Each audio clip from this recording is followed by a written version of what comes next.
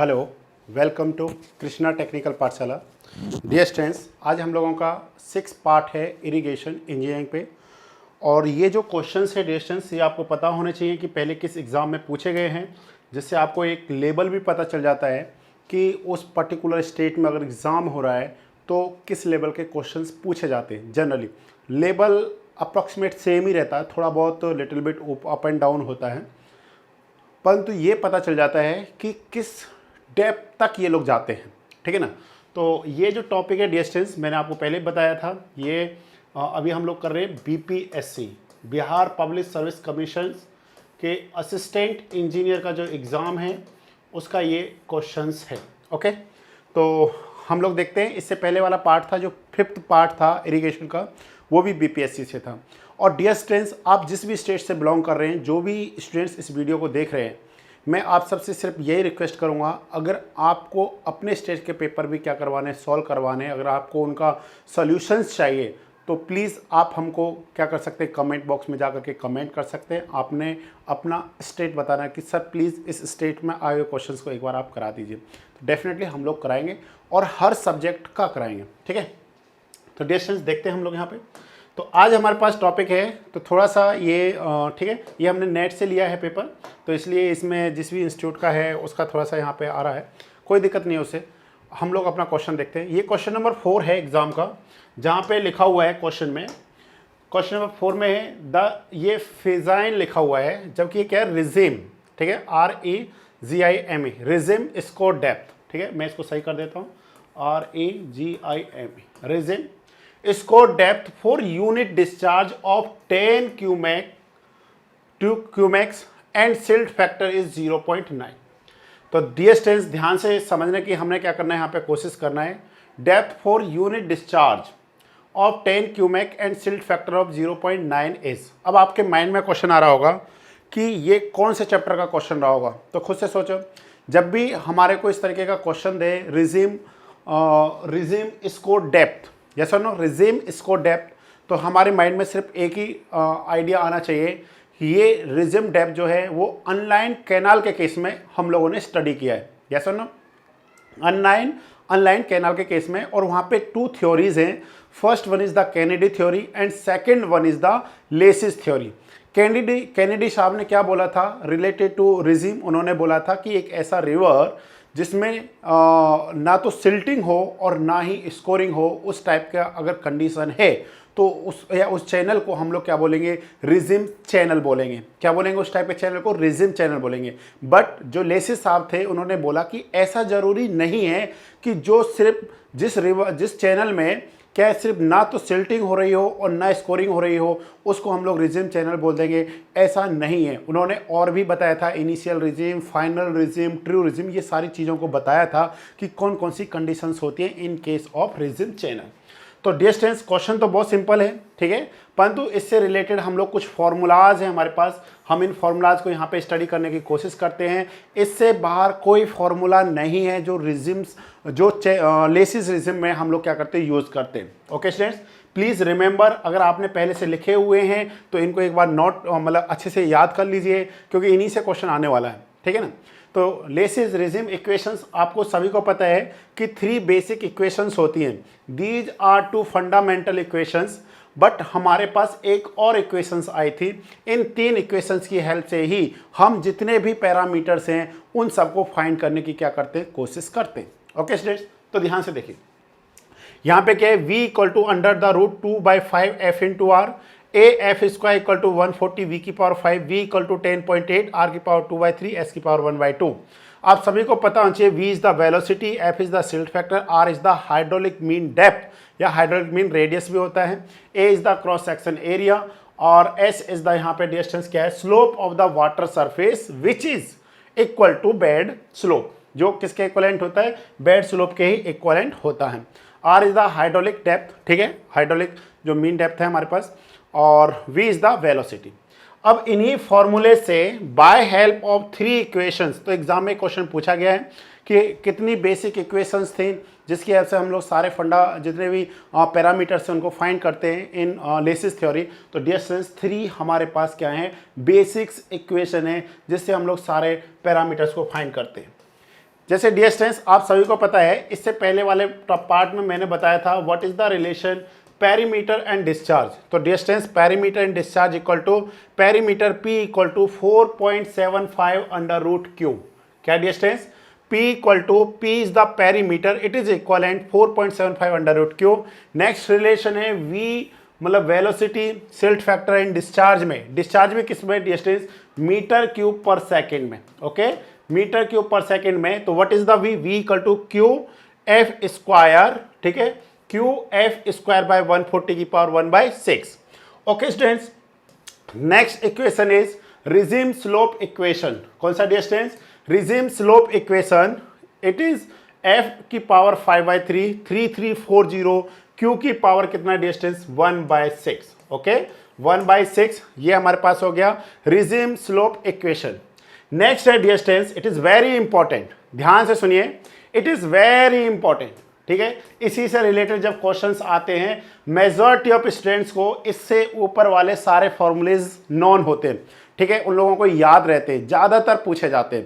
परंतु जब भी इस तरीके के क्वेश्चंस आएगा रिजिम स्कोर डेप्थ रिलेशन से, तो यहाँ पे बहुत सारे स्टूडेंट्स क्या नहीं कर पाते हैं, इसमें क्वेश्चंस क्या होते हैं, गलत हो जाते हैं। तो प्लीज़ ये रिजल्ट्स ज़्यादातर स्टूडेंट्स को याद नहीं रहता है, आपने इनको याद रखने। फर्स्ट इज द आर का मतलब यहाँ पे सिंपल सा रिजिम स्कोर डेप्थ से ही है, या फिर रिजिम स्कोर नॉर्मल डेप्थ से भी है। रिजिम स्कोर नॉर्मल डेप्थ कहिए या रिजिम स्कोर डेप्थ कहिए, ये हमारे पास किसके इक्वल है, 0.47 क्यू बाई एफ की पावर किससे 1/3 से है। अब आप कहेंगे सर ये रिलेशन कैसे आया, कहाँ से आया, क्यों आया, तो आप सभी को पता होना चाहिए only two relations dear students. First one relation कौन सा है, V equal to Q F square by 140 की पावर कितना डियर स्टूडेंट्स 1/6, एक तो ये रिलेशन है।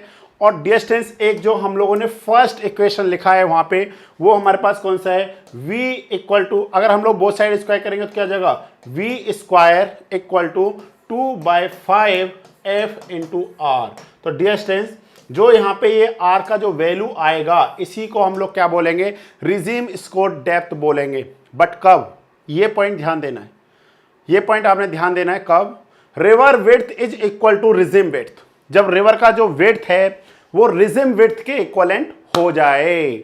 अब आपको ये डाउट रहेगा कि what is the regime width, तो regime width equal to dear students P equal to 4.75 under root Q. तो ध्यान से देखिए इस पॉइंट को, ये रिलेशंस बहुत इंपॉर्टेंट रिलेशंस हैं। जब बहुत कॉम्प्लिकेटेड, थोड़ा सा आपसे कॉम्प्लिकेटेड क्वेश्चन पूछेगा तो वहां पे आपको दिक्कत आएगी। River width is equal to regime width, regime width का फॉर्मूला क्या है 4.75 अंडर रूट क्यू। आप तो कहेंगे सर आपने तो पेरीमीटर पढ़ाया था, यस मैंने पेरीमीटर पढ़ाया था, बट आपने ध्यान देना है इसको रिजिम विड्थ से भी हम लोग जानेंगे। ओके स्टूडेंट्स, जैसे यहाँ पे क्या है रिजिम स्कोर डेप्थ, मैंने तो इसको क्या पढ़ाया था, ये R क्या है, R is the hydraulic mean radius, yes और नो। बट जब एग्जाम में आएगा रिजिम स्कोर डेप्थ तो R इक्वल टू 0.47, ध्यान से सुनिए 0.47 क्यू बाई एफ की पावर 1/3। तो कैसे आएगा ये रिजल्ट, ये सिंपल सा रिजल्ट डियर स्टूडेंट्स इस तरीके से आएगा। आपने क्या करना है, सिंपली एक मिनट, हाँ सिंपली आपने क्या कहिए, ये जो V का रिजल्ट है V equal to Q F का स्क्वायर बाय 140 की पावर 1/6, इसका क्या करिए होल स्क्वायर करिए इस इक्वेशन का। जब आप इसका होल स्क्वायर करेंगे तो यहाँ पे भी क्या हो जाएगा डियर स्टूडेंट्स, होल स्क्वायर हो जाएगा। अब आपने क्या करना है, इसका होल स्क्वायर करके इस रिजल्ट को यहाँ पे क्या कर दीजिए, पुट कर दीजिए। देन आप क्या करिए, एक रिलेशन जब आप क्या करेंगे फाइंड करेंगे, तो आपको जो रिलेशन आएगा डियर स्टूडेंट्स वो हमारे को यही रिलेशन आएगा 0.47 क्यू बाई एफ। देखिए इसमें क्या क्या एक्स्ट्रा है, ध्यान से समझने की कोशिश करिए। V स्क्वायर, आप पहले क्या था, V था, V equal to Q F का स्क्वायर बाय 140 की पावर 1/6। आपने इस इक्वेशन का बोथ साइड स्क्वायर कर दिया, V square equal to Q F का स्क्वायर अपॉन 140 की पावर 1/6 का होल स्क्वायर। तो डियर स्टूडेंट्स जैसे ही आप करेंगे तो हम लोग यहाँ पे क्या लिख सकते हैं, हम लोग इसको लिख सकते हैं क्यू एफ स्क्वायर अपॉन 140 की पावर कितना हो जाएगा dear students 1/3, it is equivalent 2/5 F into R. तो डियर स्टूडेंट्स जब यहाँ से इस आर का वैल्यू फाइंड करेंगे, ये आर किसके इक्वलेंट होगा, this R equivalent this formula 0.47 capital Q by F की पावर क्या होगा 1/3। ओके स्टूडेंट्स, बट जब भी लगता है प्लीज रिमेंबर, पॉइंट क्या याद रखना है, ये फॉर्मूला हमने तब ही यूज करना है जब क्या distance river width is equal to regime width, river width is equal to regime wait.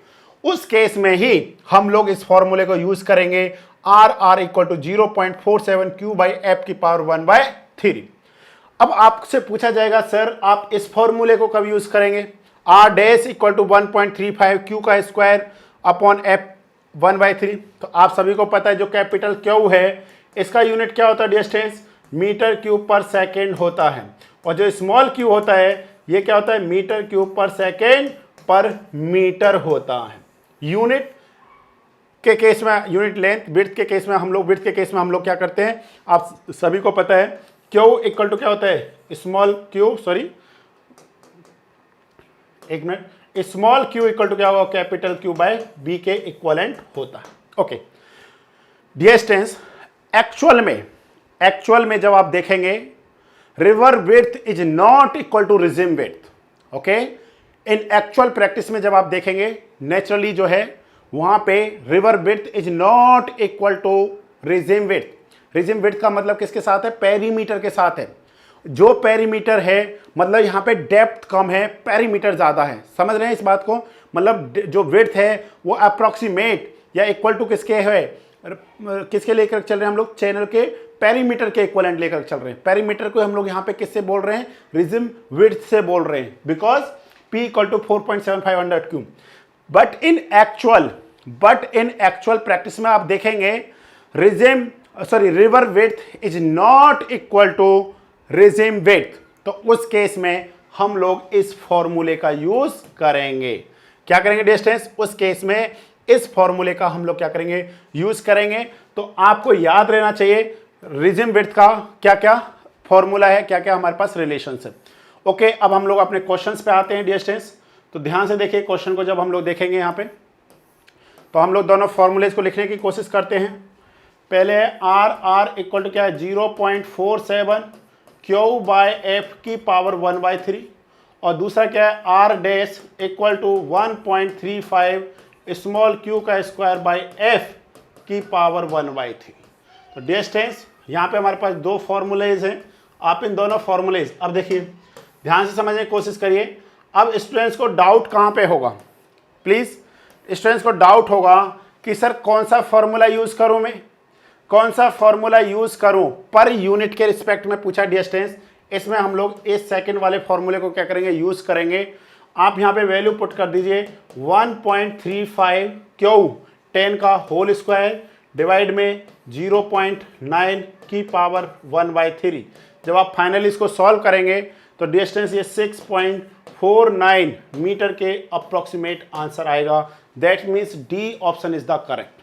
Okay, regime scour depth for unit discharge, थोड़ा सा लिखने का तरीका गलत हो गया ये, of 10 cumec and silt factor is 0.9 is A option is 4.8, B option is 2.96, C option is 5.6 and D option is 6.50। So please remember हम लोग क्या करेंगे, R dash equal to 1.35 Q square by F, इस वाले relation को use करेंगे। अगर आप इस रिलेशन को यूज करेंगे डिस्टेंस तो आपको रिजल्ट नहीं मिलने वाला है उसमें, ठीक है ना। तो इसलिए प्लीज आपने इसको याद रखना। नेक्स्ट क्वेश्चन देखिए डिस्टेंस, नेक्स्ट क्वेश्चन क्या है, आप इस क्वेश्चन का डायरेक्ट आंसर दे सकते हैं। बिल्कुल सिंपल सा क्वेश्चन है, बताइए क्या आंसर आएगा। इन लेसिस थ्योरी, ठीक है, in Lacey's theory of canals, okay distance, the relationship between slope silt factor and discharge is Q, ठीक है, discharge is Q। Okay, precipitation caused by lifting of air mass due to, sorry थोड़ा सा ये question में दिक्कत है, इस question पे मत जाइए। सिंपल सा आप क्या करिए, आप सिंपल सा डिस्टेंस ये देखिए कि स्लोप का इक्वेशन क्या होता है, बस ये देख लीजिए। इस क्वेश्चन में ये पूछा गया आपसे कि what is the slope equation. तो आप सभी को पता है स्लोप इक्वेशन क्या है डिस्टेंस, एफ की पावर 5/3 अपॉन 3340 Q की power 1/6। This equation is given by laces regime slope, ठीक है ना, लेसिस रिजिम स्लोप इक्वेशन है। तो इस तरीके से आपने याद रखना है। क्वेश्चंस में थोड़ा सा यहाँ पे क्लियर नहीं हो रहा है पॉइंट, तो ये यहाँ से इन्होंने एक्स्ट्रा पॉइंट को ऐड कर दिया है।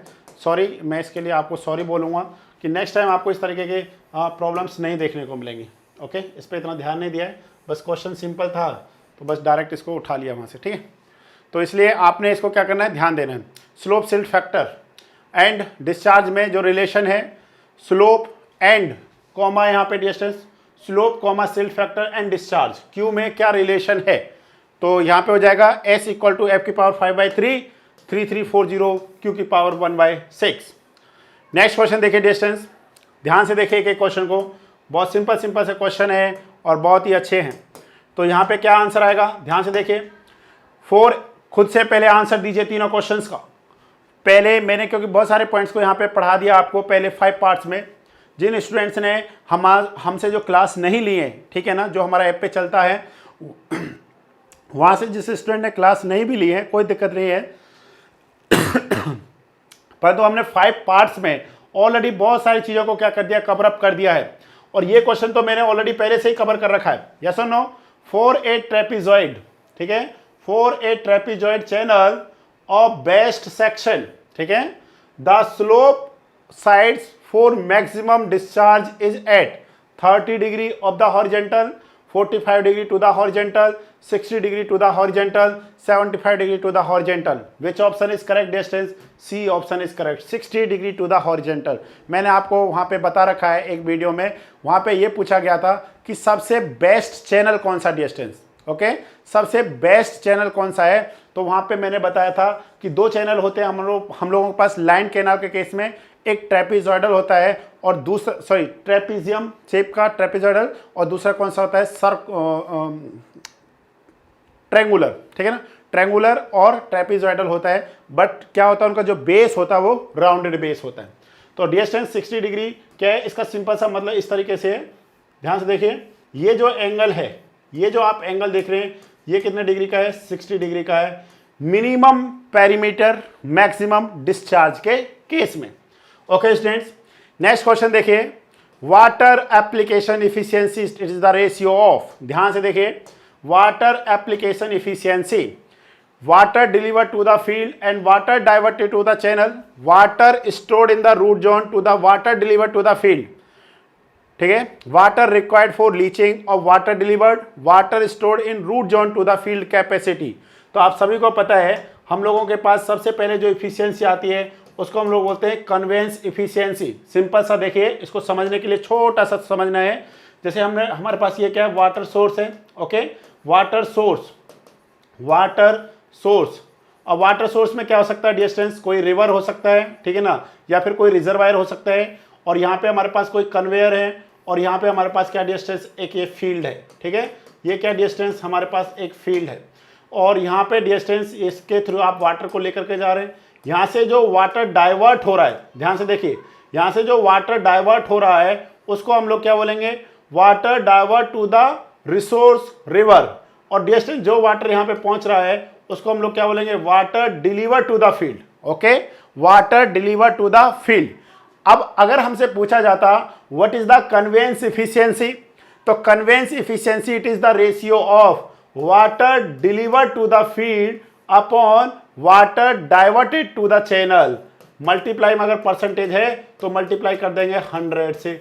ए ऑप्शन किसका करेक्ट है बोलिए, water deliver to field and water divert to the channel. Dear students, ये हमारे पास किसका है, ये हमारे पास कन्वेंस इफिशियंसी का। अगर एग्जाम में क्या होता है कन्वेंस इफिशियंसी, तो हमारे पास which option is correct, A option is correct. But उन्होंने पूछा वाटर एप्लीकेशन इफिशियंसी, तो dear students water application efficiency को हम लोग क्या लिखते हैं, वाटर। अब देखिए, जब ये फील्ड में वाटर यहाँ पे आया तो ये वाटर क्या करेगा, इसमें जाकर के स्टोर होगा। तो रूट्स में जो रूट जोन है वहां पे जाकर क्या होगा, स्टोर होगा। तो हम लोग कहेंगे water stored in the root zone WS by water deliver to the field WF multiply 100 into percentage में। तो dear students please remember, application efficiency में आपने जो ध्यान देना है वो क्या ध्यान देना, आपने ध्यान देना है कि जो वाटर स्टोर होता है, water stored in the root zone it is equivalent water delivered to the field minus, minus में क्या डिस्टेंस, डीप पर्कुलेशन, ठीक है, क्या distance, deep percolation, deep percolation plus run of.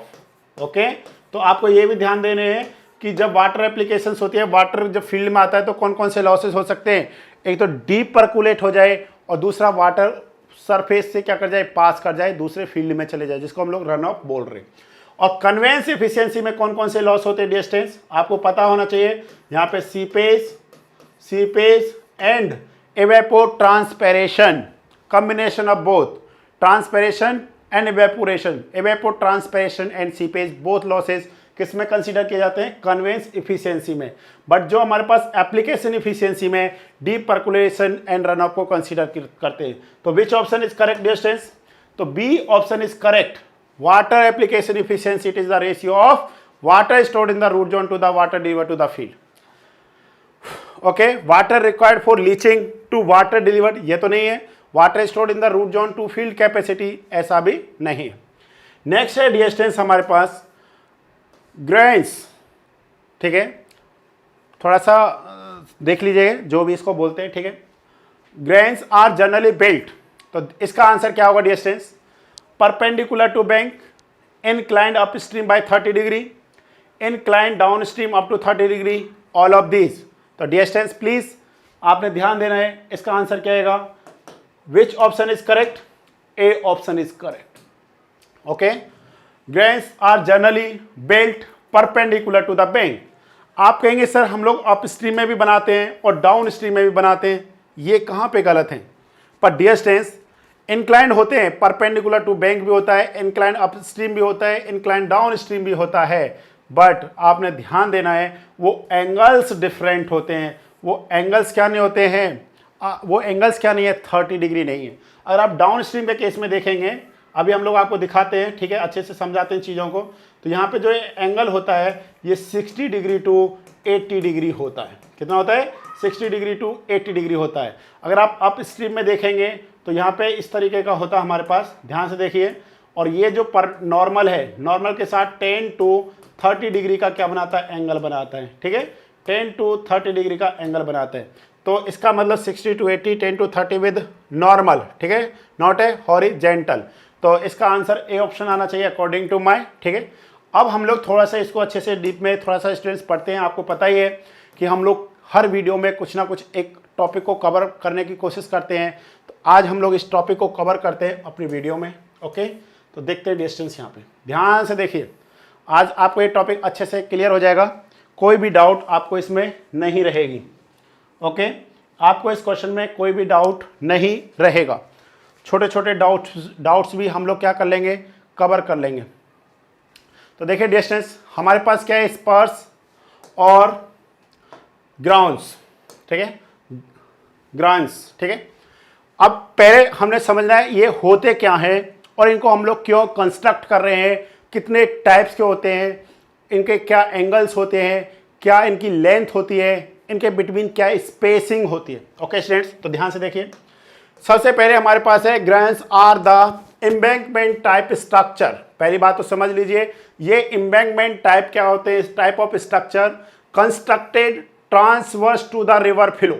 सबसे इंपॉर्टेंट पॉइंट क्या distance, please इस point को mark कीजिए अच्छे से, transverse to the river flow, simple सा पॉइंट, ठीक है। ये मतलब जिस डायरेक्शन में वाटर, जैसे फॉर एग्जांपल सपोज ये हमारे पास कोई भी एक रिवर है, क्या डिस्टेंस, ये हमारे पास क्या है, एक रिवर है और वाटर इस डायरेक्शन में क्या कर रहा है, फ्लो कर रहा है। इस डायरेक्शन में वाटर क्या कर रहा है, फ्लो कर रहा है, सेम एज वेल एज, ठीक है। तो अब हम लोग जो ये ग्रेन्स बनाएंगे वो ट्रांसवर्स, ट्रांसवर्स का मतलब क्या होता है, ट्रांसवर्स कहिए, या फिर आप दूसरा क्या वर्ड लिख सकते हैं distance, perpendicular to the, perpendicular, perpendicular, okay, to the river flow. और दूसरा क्या वर्ड लिख सकते हैं distance, normal, okay, normal to the river flow.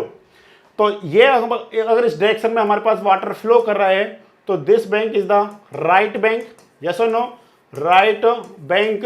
और डिस्टेंस ये कौन सा हमारे पास, ये हो जाएगा हमारे पास left bank. Okay, this is the left bank of the river. इसका सिंपल सा मतलब है लेफ्ट एंड राइट बैंक इस चीज को बता रहे हैं कि जो वाटर का फ्लो है वो इस डायरेक्शन में हो रहा है। तो हम लोग यहां पे क्या करेंगे, perpendicular direction of the flow of water, हम लोग एक स्ट्रक्चर को कंस्ट्रक्ट कर रहे हैं जो एम्बैंकमेंट टाइप स्ट्रक्चर है। दैट स्ट्रक्चर या this type of structure is called, क्या बोलेंगे डिस्टेंस, इसी को हम लोग ग्रैंस या फिर स्पार्स बोलेंगे या फिर ट्रांसवर्स डाइक्स बोलेंगे। क्या बोलेंगे डिस्टेंस, ट्रांसवर्स डाइक बोलेंगे। तो आपको क्लियर हो जाना चाहिए कि इसका काम क्या है, वो हम लोग आगे देखते हैं। पहले हमने ये देखा कि ये है क्या, ठीक है। तो groynes are the embankment type structure constructed transverse to the river flow extending from the bank into the river. मतलब what is this, this is the bank of the river. इधर से एक्सटेंड करता है किधर की तरफ, जिधर रिवर का क्या हो रहा है, फ्लो हो रहा है, ठीक है। They are also called transverse dike, exam में पूछा भी जा सकता है। स्पर्स या groynes is also called as transverse dike. Okay, next हम लोग देखते हैं डिस्टेंस। ये हमारे पास एक सिंपल सा पिक्चर है, यहाँ पे आपको थोड़ा सा क्या हो रहा होगा, विजिबिलिटी क्लियर होगी इसमें, ठीक है।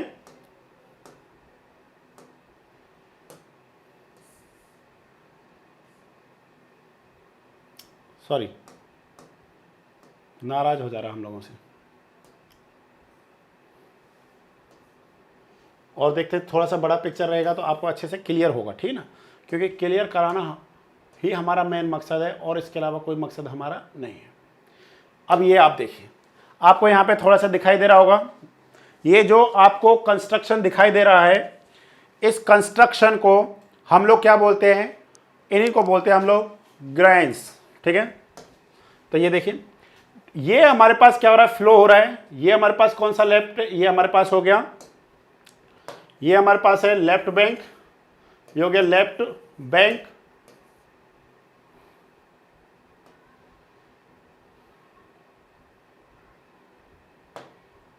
Left bank, okay. और ये है राइट बैंक, राइट बैंक। इसका सिंपल सा मतलब है वाटर कुछ इस डायरेक्शन में फ्लो कर रहा होगा, यस और नो। वाटर इस डायरेक्शन में अगर फ्लो कर रहा है तो ये जो स्ट्रक्चर आप यहाँ पे देख रहे हैं, ये जो स्ट्रक्चर है, इस टाइप के स्ट्रक्चर्स को हम लोग क्या बोलते हैं, इस टाइप के स्ट्रक्चर को हम लोग बोलते हैं ग्राइंस या स्पर्स, ठीक है। जो आप देख पा रहे हैं यहाँ पे, ये हमने इस टाइप का स्ट्रक्चर बना रखा है, इसको हम लोग बोलते हैं ग्राइंस। इसका सिंपल सा मतलब है कि जो बैंक है उसको क्या करना है, इरोजन होने से रोकना है, बस यही इसका एक काम है। क्या करना है, बैंक्स को इरोजन होने से क्या करना है, रोकना है, बस सिंपल सा ये काम है और कोई काम नहीं। अब पहला जो हमारे पास है यहाँ पे क्या है, नेक्स्ट अब हम लोग पढ़ रहे हैं ग्राइंस क्या होते हैं। ये क्या होते हैं, एक एम्बैंकमेंट टाइप ऑफ स्ट्रक्चर्स होते हैं जो perpendicular to the flow of river क्या किए जाते हैं, कंस्ट्रक्ट किए जाते हैं। इनको ट्रांसवर्स डाइक बोलते हैं। डिफरेंट टाइप्स ऑफ ग्राइंस जो होते हैं, इसमें फर्स्ट जो है हमारे पास normal.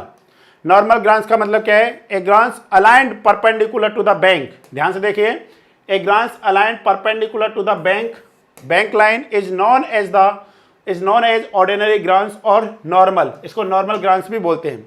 These grants are generally used in convex bank। ध्यान से समझना, ये जनरली कौन से बैंक पे कंस्ट्रक्ट किए जाते हैं, ये कन्वेक्स बैंक पे कंस्ट्रक्ट किए जाते हैं। Please remember this data, okay.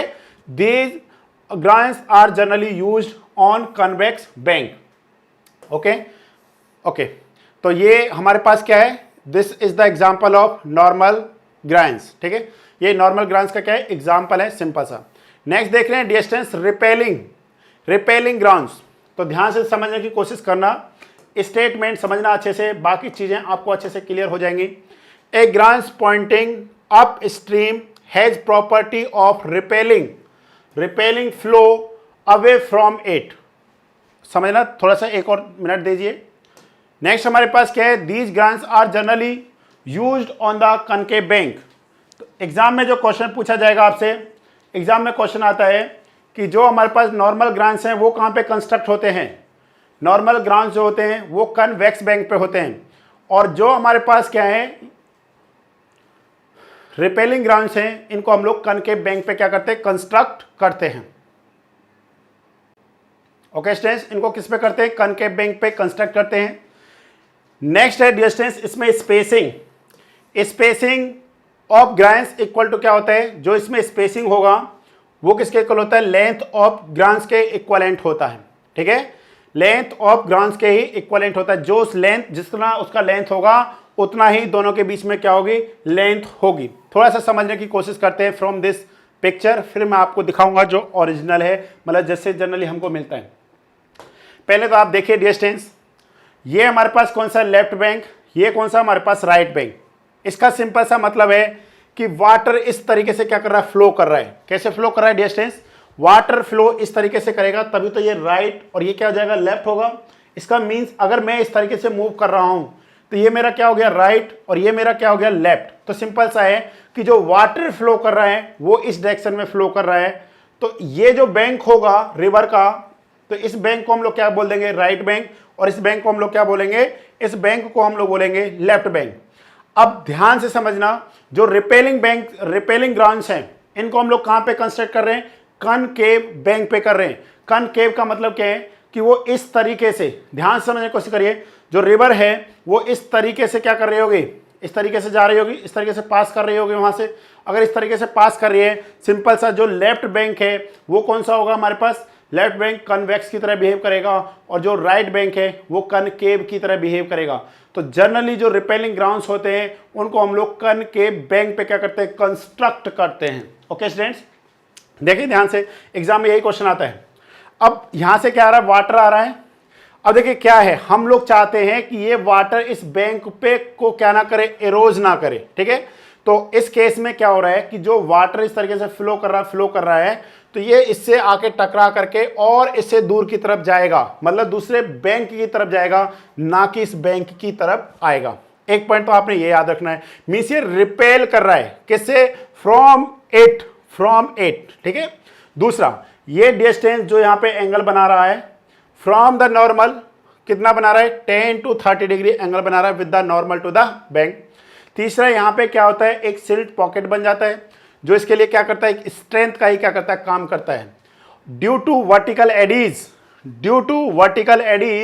यहां पे क्या होता है, एक स्कोर होल होता है। तो एग्जाम में क्वेश्चन पूछा जाता है, जो स्कोर होल होता है वो कहां पे बनता है, तो in case of repelling bank वो उसके हेड के नियरेस्ट बनता है।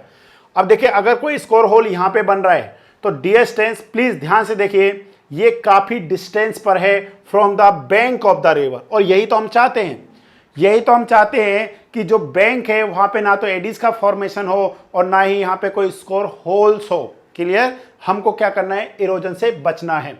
तो ये हमारे को ध्यान देना है, जो हमारे पास रिपेलिंग होता है वो वाटर को रिपेल कर रहा है फ्रॉम द बैंक। ओके, और ये एंगल है 10 to 30 डिग्री, सिल्ट फैक्टर बन रहा है up stream and down stream. थोड़ा सा देखते हैं, जस्ट लाइक इज दिस। ठीक है, थोड़ा सा हम लोग यहाँ पे देख रहे हैं, अगर सपोज इस तरीके से अगर वाटर क्या कर रहा है, फ्लो कर रहा है, एक्चुअल में सी का है, समुद्र का है, कोस्टल एरियाज का पिक्चर है, परंतु फिर भी हम थोड़ा सा समझने की कोशिश कर रहे हैं। अगर इस तरीके से कोई भी रिवर है, ठीक है, रिवर इस तरीके से फ्लो कर रहा है, तो देखिए जो वाटर आएगा वो थोड़ा सा यहाँ पे क्या कर रहा है, ये कुछ इस तरीके से है। ठीक है, इस तरीके से देख लीजिए इसको, और ये हमारे पास क्या हो गया, नॉर्मल के साथ 10 to 30 डिग्री का एंगल बना रहा है। इस तरीके से यहाँ से क्या कर जा रहा है, वाटर पास कर रहा है। ठीक है, सेकेंड इज दिस, ये देखिए थोड़ा सा, ये हमारे पास कुछ मिलेगा आपको, इस टाइप के जो ग्राइंस होंगे। ठीक है, थोड़ा सा देखने समझने की कोशिश कीजिए। हमने यहाँ पे अंडरस्टैंडिंग करना चीज़ों को, बड़ी मुश्किल से ऐसे पिक्चर्स मिलते हैं डियर स्टूडेंट्स। जब आप क्या करें, एक अच्छे से इंजीनियर बन जाएं, तब आप कोशिश कीजिएगा कि ऐसे पिक्चर्स हम लोग एटलीस्ट गूगल पे या कहीं पे आप शेयर कीजिए, या छोटे छोटे वीडियोस बनाइए डियर, क्योंकि इतनी प्रॉब्लम्स है गूगल पे। अगर आप कोई अच्छी चीज़ खोजने की, कोई अच्छा पिक्चर खोजने की कोशिश करेंगे तो आपको नहीं मिलेंगे जहाँ से आपको एक रियल पिक्चर्स क्लियर हो कि जो एक्चुअल में रिपेलिंग ग्राउंड्स जो हैं वो किस तरीके के होते हैं, वो किस रिवर पे बने हुए होते हैं। बड़ी मुश्किल है, ऑर्डिनरी आपको जनरली मिल जाएंगे, बट रिपेलिंग आपको बहुत कम देखने को मिलेंगे। ठीक है ना, और इस तरीके का है। तो नेक्स्ट देखते हैं हम लोग। ठीक है, ये आई थिंक आपको क्लियर हो गया रिपेलिंग ग्राउंड्स के बारे में सारा कुछ अच्छे से। कनकेव बैंक होता है, spacing of groynes equal to length of groynes, सारा कुछ क्लियर हो गया। ठीक है, angle, please remember this angle 10 to 30 degree with the normal to the flow of water. Yes और नो, स्कोर होल्स बनता है वो near the head of the groynes, but मतलब जो हमारे पास क्या राइट बैंक है उसे काफ़ी डिस्टेंस पे बनता है। नेक्स्ट है अट्रैक्टिव ग्रांस। ठीक है, अट्रैक्टिव ग्रांस में देखेंगे a groynes pointing downstream has the property of attracting the flow towards it, मतलब वो जो फ्लो है उसको अपनी तरफ खींचने की क्या करता है, कोशिश करता है। तो इस टाइप के जब भी इस टाइप के अट्रैक्टिंग ग्राउंड्स को हम लोग कंस्ट्रक्ट नहीं करते, जिस चीज़ से बचाना है अगर कुछ बना देते हैं उसके कारण फिर से वही प्रॉब्लम होती है और ज़्यादा प्रॉब्लम होती है, तो हम लोग उसको क्या नहीं करेंगे, कंस्ट्रक्ट नहीं करेंगे। तो अट्रैक्टिंग ग्राउंड्स में groynes pointing downstream has the property of attracting the flow towards it. Left bank of the river, right bank of the river. अब आप देखिए ध्यान से, ये इस टाइप का जो ग्राउंड्स होगा उसको हम लोग बोलेंगे अट्रैक्टिंग, और ये कितना हॉरिजॉन्टल के साथ में 60 to 80 डिग्री का एंगल बनाता है। ये ध्यान देना प्लीज, 60 to 80 डिग्री एंगल बनाएगा। वाटर इस तरीके से आकर के वाटर इस तरीके से क्या करता है, पास करता है। अब देखिए इसमें जो स्कोर होल्स होता है और जो एडीज का फॉर्मेशन होता है वो नियर द बैंक होता है, नियर द राइट बैंक होता है, इसीलिए हम इसका कंस्ट्रक्शन नहीं करते हैं। ठीक है, जनरली इसका कंस्ट्रक्शन नहीं होता है, they are not generally used. ठीक है, इसका जनरली यूज नहीं किया जाता है। Next one is the deflecting groynes. Deflecting groynes का मतलब क्या, distance when the length of the repelling groynes is small. ध्यान से समझना इस पॉइंट को, ये डायरेक्ट क्वेश्चन ऐसे आता है, when the length of the repelling groynes is small, उस टाइप के ग्राउंड्स को हम लोग क्या बोलेंगे, डिफ्लेक्टिंग ग्राउंड्स बोलेंगे। इसका सिंपल सा मतलब क्या हुआ कि deflecting groynes is a part of repelling groynes. Yes और no, it is a part या it is a short form of the repelling groynes. सिर्फ क्या है, वो उससे स्मॉलर है। और ये क्या करता है, डिस्टेंस, ध्यान से समझना, जो सबसे इंपॉर्टेंट पॉइंट है, एग्जाम में ये पॉइंट काफी बार पूछा गया है, it change only direction of flow without repelling. ये रिपेल नहीं करता है, ये सिर्फ डायरेक्शन को चेंज करने का क्या कर रहा है, वर्क कर रहा है। इस टाइप के ग्राउंड्स को हम लोग क्या बोलेंगे, deflecting groynes. Distance some extra है हमारे पास, कुछ और भी है। T shape and hockey shape also groynes होते हैं। तो एग्जाम में क्वेश्चन अगर पूछा जाएगा तो ये पूछा जा सकता है, ये जनरली इंडिया में यूज होते हैं। तो ये डिस्टेंस जो इसका लॉन्गर साइड है वो अप स्ट्रीम में होता है, और जो शॉर्टर साइड है वो कहाँ पर है, वो डाउन स्ट्रीम में है। और इन दोनों के बिटवीन जो जनरली डिस्टेंस होती है या स्पेसिंग होती है वो कितना होता है, 800 मीटर होता है। कितना होता है, 800 मीटर होता है। टी शेप के जो हमारे पास क्या होते हैं, ग्राउंड्स होते हैं। नेक्स्ट है distance hockey shape ground. Hockey shape में अब आपको सभी को पता होना चाहिए, ये अट्रैक्टिंग ग्राउंड्स की तरह है। किसकी तरह, देखिए फ्लो, वाटर का फ्लो आ रहा है इस तरीके से, इस तरीके से आ रहा है, और ये इसकी किधर की तरफ कर दे रहा है, इसका डायरेक्शन राइट बैंक की तरफ कर दे रहा है। तो इस टाइप के जो क्या होते हैं, ग्राउंड्स होते हैं, इनका भी हम लोग कंस्ट्रक्शन नहीं करते हैं। तो आपको पता होना चाहिए, deflecting groynes is a similar of repelling groynes, hockey shape groynes is a similar to attracting groynes. तो अट्रैक्टिंग ग्राउंड्स का हम लोग क्या नहीं करते, कंस्ट्रक्शन नहीं करते हैं, इसलिए ये भी जनरली आपको नहीं मिलेगा। इस टाइप का जो ग्राउंड्स होता है इसको हम लोग जनरली टी शेप ग्राउंड्स बोलते हैं। ठीक है, टी शेप ग्राउंड्स है। तो ये हमारे पास ग्राउंड्स के बारे में था, सारा कुछ हम लोगों ने पढ़ा। एग्जाम में जो भी क्वेश्चन आएगा, जनरली क्वेश्चन रिपेलिंग नॉर्मली इससे आता है। ठीक है, तो इसलिए आपने क्या रखना है, ध्यान देना है। ठीक है, तो ये हमारे पास पॉइंट्स थे, सारे पॉइंट्स को हमने डिस्कस करने की यहाँ पे पूरी क्या की डिस्टेंस कोशिश की है। अब हम अपने क्वेश्चंस को सॉल्व करते हैं। अब आप बताइए विच ऑप्शन इज करेक्ट। तो groynes are generally built perpendicular to the bank, yes और no, generally perpendicular to the bank. Okay, next देखते हैं हमारे पास नेक्स्ट क्वेश्चन है। नेक्स्ट क्वेश्चन क्या है, डिस्टेंस। देखिए ये क्वेश्चन 3 बार मैंने आपको बता दिया है। पहली बार ये क्वेश्चन किस में आया था, पंजाब पीपीएससी के किसी एग्जाम में आया था, मेरे को भी याद नहीं है, किसी ना किसी एग्जाम में क्वेश्चन को पूछा गया है। दूसरा, पंजाब पब्लिक सर्विस कमीशन ने नहीं पूछा है, पंजाब के किसी जेई या एसडीओ के एग्जाम में क्वेश्चन आया हुआ है। दूसरा, ये एचपी जेई के पेपर में आया हुआ है। ठीक है, एचपी जेई के पेपर में। और तीसरा सेम क्वेश्चन है जो बीपीएससी में पूछा गया है। क्या क्वेश्चन है, फॉर ए रिजिड मॉड्यूल, क्या distance, for a rigid module the sensitivity will be equal to, बोलिए किसके इक्वल होता है, द सेंसिटिविटी इक्वल टू, मैंने आपको बताया हुआ अच्छे से, ध्यान से देखिए एक बार, अगर आपने अच्छे से पढ़ा होगा चीज़ों को तो आपको पता होगा। देखिए एक सेकेंड देखिए, सेम क्वेश्चन है क्या, सेंसिटिविटी, एक सेकेंड, यस देखिए ये रिजिड मॉड्यूल है, इसके बारे में मैंने बताया था आपको, ठीक है। रिजिड मॉड्यूल पहले उसमें कराया हुआ है, इसको मैंने पार्ट्स में किसी न किसी पार्ट में कराया। रिजिड मॉड्यूल और modular outlet, in this discharge is constant, क्या distance, in this case discharge is constant. और सेंसिटिविटी के बारे में भी मैंने पढ़ाया हुआ है, व्हाट इज द सेंसिटिविटी, ठीक है, उसको भी हम लोग देखते हैं। यहाँ पे ये हमारे पास क्या है, आउटलेट मॉड्यूल है, ये हो गया सेंसिटिविटी।